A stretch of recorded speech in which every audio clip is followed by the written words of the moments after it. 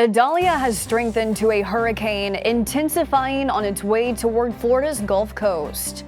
And Toyota has stopped all production at its plants in Japan. The Morning Rundown starts now.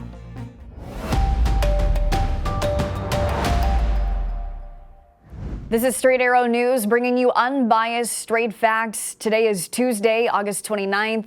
Thanks for joining us. I'm Kara Rucker.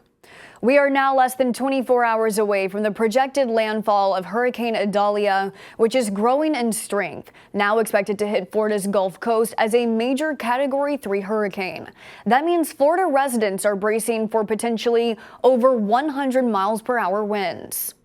President Biden spoke with Florida Governor Ron DeSantis on Monday. A federal emergency disaster has already been declared in the state in order to expedite federal resources. Right now, Idalia, which strengthened into a hurricane this morning, is hovering over the Gulf. Warmer than average water is growing the size of the storm and is expected to intersect Florida early Wednesday, impacting a wide central portion of Florida, including major cities like Tampa and Orlando. Meanwhile, another force over the Atlantic, Hurricane Franklin, is at Category 4 strength.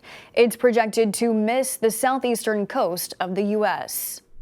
Former President Donald Trump's lawyers will have until March 4th to prepare their defense in the federal trial over his alleged efforts to overturn the 2020 election. That is the same date that Fulton County District Attorney Fani Willis was hoping to hold Trump in a Georgia courtroom to stand trial in his state election case. However, there is no trial date set in that case yet. March 4th is also the day before Super Tuesday, when voters in 14 states will vote in the primaries.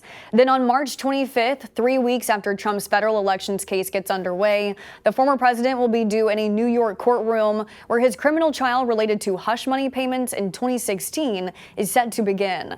Trump's federal classified documents case is set for trial May 20th of next year. Authorities are looking for answers after a suspect opened fire on the campus of the University of North Carolina at Chapel Hill Monday, killing one faculty member and causing the school to go into lockdown for hours. Police say the shots were fired inside the school's chemistry building around 1 p.m. Sirens sounded and students and staff were told to remain inside. Arriving officers found the faculty member, who has not been identified, fatally shot inside a school lab. I'm grieved to report that one of our faculty members was killed in this shooting. This loss is devastating, and the shooting damages the trust and safety that we so often take for granted in our campus community. Police say witness information helped officers track down the suspected shooter. Local reports say the suspect was arrested a short time later in a residential neighborhood near campus. The name of the suspect has not been released, and a motive for the shooting is still under investigation. All 28 assembly lines at Toyota's 14 plants in Japan are shut down this morning due to a production system malfunction. The company says the problem is with its computer system that deals with incoming auto parts. A spokesperson for the automaker says they do not suspect it to be a cyber attack. According to Reuters, the Japan plants account for roughly 1/3 of Toyota's global production. It's not clear when production will resume. The shutdown comes as Toyota rebounds from a semiconductor shortage that stalled their production. The U.S. Department of Transportation said it is fining American Airlines $4.1 million for unlawfully keeping passengers stuck inside planes on the tarmac for lengthy periods of time. It's the heftiest fine the government agency has ever handed down over tarmac delay violations.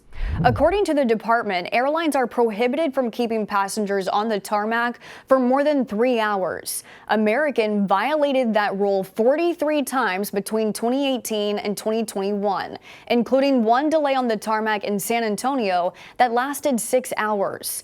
American released a statement saying those flights represent a small number of the nearly 8 million flights taken during that time period.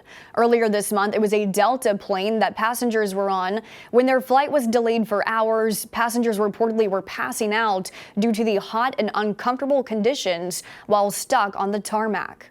Finally this morning, if you're wishing for a faster commute to work, how does this sound? New York to London in 90 minutes. NASA says it might happen in the near future. Currently, large airliners travel at approximately 600 miles per hour, about 80% of the speed of sound. But NASA is investigating the possibility of a passenger plane traveling 4 times faster than the speed of sound, around 3,045 miles per hour.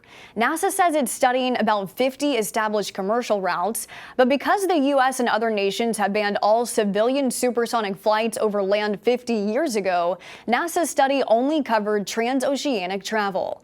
NASA has issued 2 12-month contracts to companies including Boeing to develop concept designs to make supersonic air travel a reality. Those are your top stories this Tuesday morning. Thank you for choosing Straight Arrow News as your trusted source. Be sure to download the Straight Arrow News app and get notified when the Morning Rundown is available to watch each weekday. And subscribe to our podcast. Just search the Morning Rundown in the Apple Podcast app or on Spotify. Unbiased, straight facts, that's Straight Arrow News. We'll see you back here tomorrow. Until then, I'm Kara Rucker. Have a great day.